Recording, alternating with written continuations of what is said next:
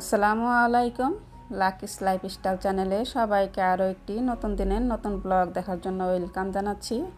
দেশ এবং দেশের বাহিরে যে যেখান থেকে এই মুহূর্তে আমার এই ভিডিওটি দেখছেন, আশা করি সবাই পরিবার পরিজন অনেক বেশি ভালো আছেন। আলহামদুলিল্লাহ, আমি আমার পরিবার নিয়ে আপনাদের দোয়ায় ভালোবাসায় বেশ ভালো আছি। তো আজকের ভিডিওটি সন্ধ্যাবেলা থেকে শুরু করলাম। তো এখানে হচ্ছে কফি বানাচ্ছি। তো অনেক দিন পর কিন্তু কফি বানাচ্ছি। তো সৈকত তো সবসময় সন্ধ্যাবেলায় চা কফি খায়, সারাদিন খায় না, শুধু সন্ধ্যাবেলা খায়। তো অনেক দিন যাবত তো আমি বাসায় নাই, তো আর একটু সমস্যা হয়ে গেছে। তো আজকে বলতেছে যে আম্মু অনেক মজা করে কফি বানিয়ে দাও। তো দুধ আমি অনেক ঘন করে জাল দিয়ে যে মজা করে বানিয়ে দিলাম। তো আমি সব সময় কিন্তু গুঁড়া দুধ দিয়ে চা কফি বানাই। তো অনেক ঘন করে জাল দিলাম অনেকক্ষণ দুধ, তারপরে কফি বানিয়ে দিয়ে তো এখন হচ্ছে এই যে আপনাদের ভাই অফিস থেকে আসার সময় কিছু বাজার করে নিয়ে আসছে, কিছু কাঁচা বাজার নিয়ে আসছে, আর এই যে 2 ধরনের মাছ নিয়ে আসছে। তো আজকে আমার অপছন্দের কাজটি কিন্তু আমি অনেক খুশি মনে করতেছি। কারণ হলো এই যে সন্ধ্যাবেলায় কিন্তু আমি মাছ কাটাকাটি একদমই পছন্দ করি না। তো আজকে আর কিছু বললাম না, মাছগুলো আমার খুবই পছন্দ হয়েছে। যে কোনো ছোটো মাছই আমার কাছে ভালো লাগে, কিন্তু কাটতে একটু সমস্যা। তো এই মাছগুলো অনেক সুন্দর। তো সন্ধ্যাবেলায় সুন্দর সুন্দর মাছ পাওয়া যায় মাঝে মধ্যেই, তো আপনাদের ভাইয়া নিয়ে আসে। তো অপছন্দের হলেও করতে হয়, খেতে তো হবে। এই তো আমার আপুদের সঙ্গে কথা বলতে বলতে আমি 1 মিনিটেই কিন্তু মাছগুলো কেটে ফেললাম। আর দেখেন মাছগুলো মাশাআল্লাহ কত সুন্দর, অনেক বড় বড় মলা মাছ। এরকম মলা মাছ সহজে দেখা যায় না। সবগুলা মাছের ভিতরে কিন্তু ডিম। তো অনেক শক্ত শক্ত মাছগুলা তাজা তাজা, দেখে আমার খুবই পছন্দ হয়েছে। এর জন্য আর আপনাদের ভাইয়াকে আজকে কিছু বলি নাই, অন্যদিন হলে কিছু বলতাম। তো এই যে এদিকে হচ্ছে পুঁটি মাছগুলোও মোটামুটি ভালোই। একটা মাছ এই যে ছেঁচে গেছে, কেমন জানি ছেঁচা খাইছে। আর পুঁটি মাছগুলোও সুন্দর ছিল, কিন্তু সবগুলোর ভিতরে তো ডিম, একটু হালকা পাতলা কয়েকটা নরম হয়ে গেছে, ওইটা ব্যাপার না। কারণ পুঁটি মাছগুলো কিন্তু মারার পরপরই বেশিক্ষণ মানে থাকে না, তাড়াতাড়ি নরম হয়ে যায়। অনেক নরম মাছ এগুলা, বেশিক্ষণ রাখা যায় না। তো এই যে মাছগুলো কিন্তু আমি সুন্দর করে কেটে ধুয়ে অনেক সময় লেগে গেছে, তারপরে আমি অফ ক্যামেরায় ফ্রিজে রেখে এখন হচ্ছে পরের দিন সকালবেলা। তো প্রথমে ঘুম থেকে উঠে হাত মুখ ধুয়ে তারপরে হচ্ছে এই যে বিছানাপত্র গুছিয়ে নিতেছি। তো বিছানা গোছানো না হলে তো মনে হয় যে সারা বাসাটা এলোমেলো। তো আগে বিছানাটা গুছিয়ে তারপরে হচ্ছে অন্য কাজকর্ম করতে যাব। তো মোটামুটি ঘর গোছানোই আছে, এলোমেলো নাই। তারপরেও হালকা পাতলা এখন পরিষ্কার করে অন্য কাজে চলে যাব। তো এই তো বিছানা গুছিয়ে তারপরে হচ্ছে এই যে ড্রয়িং রুমে চলে আসলাম। তো ওই যে হালকা পাতলা অপরিষ্কার আর কি, এলোমেলো হালকা পাতলা হয়, তো অত বেশি হয় না। আমার বাসায় তো আর ছোটো বাচ্চা নেই। তো ওই যে আপনাদের ভাইয়া সৈকত এখানে বসে বসে মোজা পরে, তো একটু এলোমেলো থাকে। আপনাদের ভাইয়াকে বলি যে এরকম এলোমেলো করো কেন, আমার ভালো লাগে না। সব কিছু টাইট ফিট থাকলে আমার খুবই ভালো লাগে। তো মাঝে মধ্যে আপনাদের ভাইয়া যখন মনে থাকে তখন সুন্দর করে রেখে যায়। এখন প্রতিদিনই রেখে যায় বলার পর থেকে। আর সৈকত তো এগুলো কিছুই বুঝে না। ও ওর রুম সবচেয়ে এলোমেলো থাকে। আর ওর বাবা অনেক মানে গুছানো একজন মানুষ। ওর বাবা সবসময় বলে যে আমি এত গুছানো, আমার ছেলে এরকম হয়েছে কেন। মেয়ে আবার অন্যরকম, মেয়ে এলোমেলো দেখতে পারে না, কিন্তু ছেলেটা একটু অন্যরকম হয়েছে। সবাই তো আর একরকম হয় না। তো এই যে হালকা পাতলা সব কিছু গুছানো গোছগাছ করতেছি আর কি। এখন এই যে গ্লাসটা একটু পরিষ্কার করে নিতেছি টি টেবিলের। তো কাজের তো শেষ নাই, গোছগাছের কাজই আমাদের কিন্তু সবারই প্রতিদিন একই ধরনের কাজ।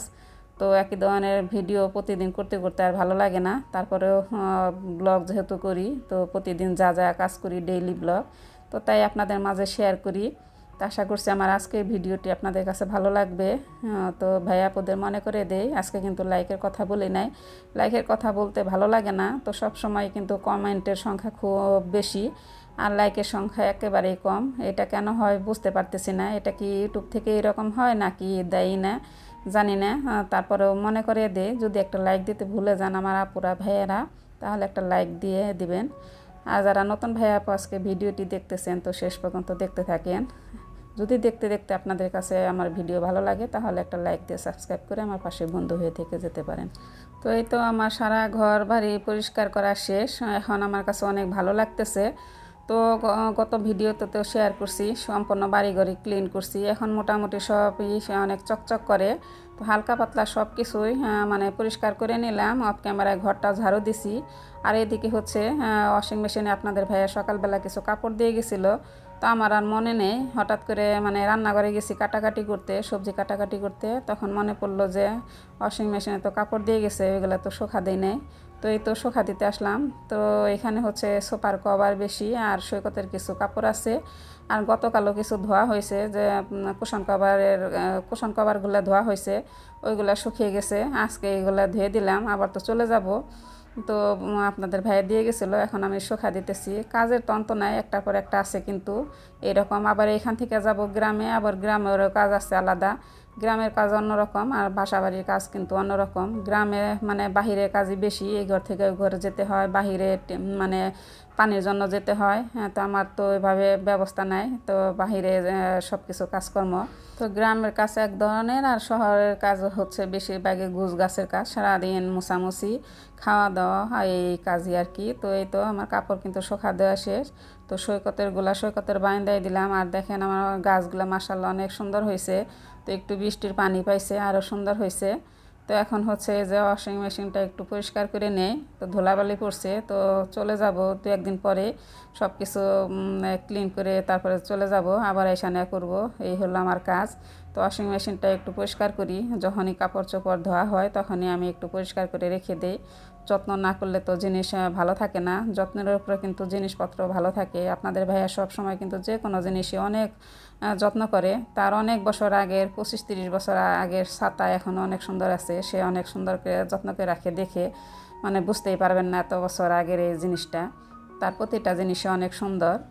সে সব সময় বলে যে জিনিস যত্নের উপরে ভালো থাকে, যত্ন করলে একটা জিনিস অনেক বছর ভালো থাকবে।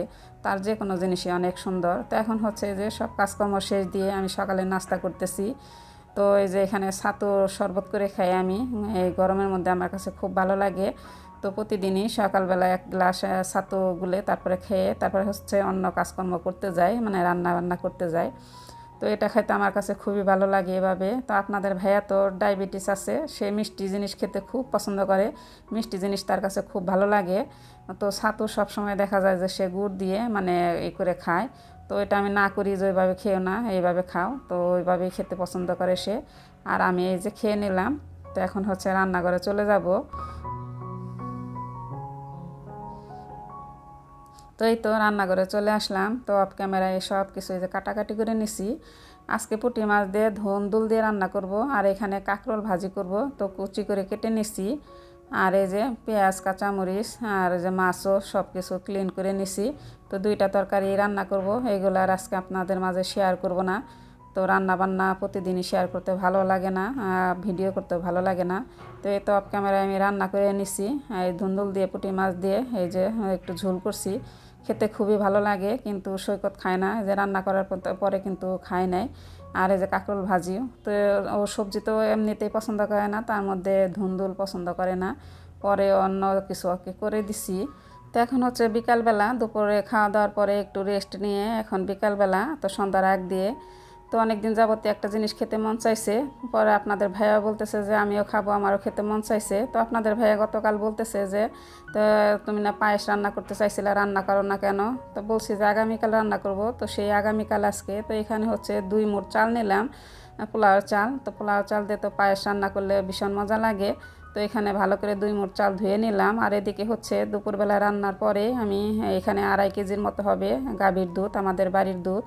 তো আমি জাল দিয়ে নিছি। আর দেখেন মাশাল্লাহ সর পড়ে গেছে অনেক মোটা হয়ে, আর দুধ অনেক ঘন, অনেক শুকাইছি। মানে 1.5 কেজির মতো এখানে দুধ আছে, 1.5 কেজির চেয়ে একটু বেশি, 1 কেজি 1.5 কেজি আর কি আমি শুকিয়ে নিছি, অনেক ঘন করে নিছি। আর আমাদের বাড়ির গাভীর দুধ অনেক ঘন। তো এই দুধ এতটাই ঘন যে হাঁড়ির নিচে লেগে যায়, তো সবসময় নাড়ানাড়ি করতে হয়।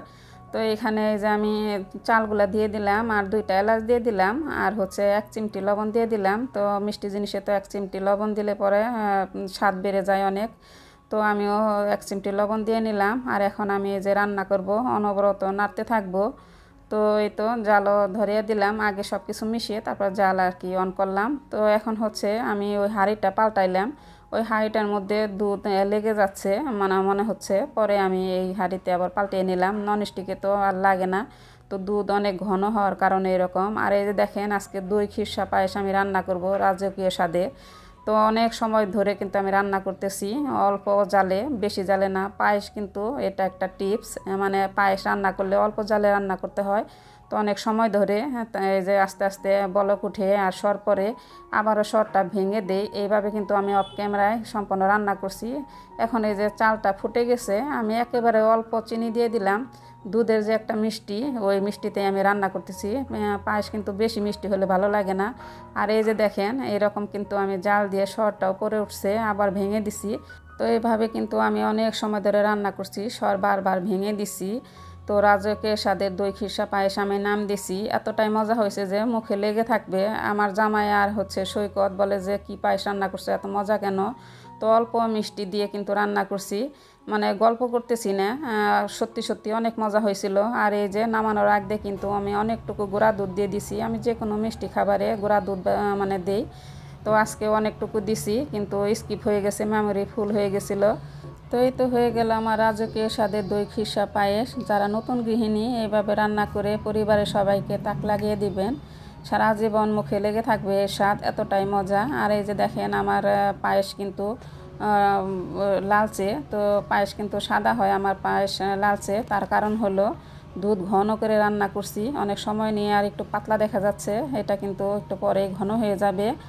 তো আর এই যে নতুন যে সার্ভিং বল কিনছিলাম, সেটার মধ্যে আজকে এই যে বেড়ে নিছি। আর আপনাদের ভাই একটু খেয়ে দেখছে সাইড থেকে, এখন দেখিয়ে দেয় যে এটা কেমন হয়েছে। এই যে দেখেন দইয়ের মতো আর দানা দানা, এতটাই মজা যে আর কম মিষ্টি দিয়ে রান্না করছি। এখন আপনাদের ভাইয়াকে দিব আর সৈকতকেও দিছি। সৈকত তো খেয়ে বলতেছে কি রান্না করছো। ও কিন্তু মিষ্টি জিনিস পছন্দ করে না, বলতেছে অনেক মজা হয়েছে। তো ঈদের মধ্যে মিষ্টির জিনিস রান্না করলে একেবারে মুখে ছুঁয়েও দেখে না। তো আজকে এটা খেয়ে বলতেছে অনেক মজা হয়েছে। তো আমার আজকের ভিডিওটি আপনাদের কাছে কেমন লাগলো কমেন্টস করে জানাতে ভুলবেন না। তো এতক্ষণ যারা কষ্ট করে আমার ভিডিওটি দেখলেন, আপনাদেরকে জানাই অসংখ্য অসংখ্য ধন্যবাদ। আজকের মতো ভিডিওটি এ পর্যন্তই। আল্লাহ হাফেজ, আসসালামু আলাইকুম।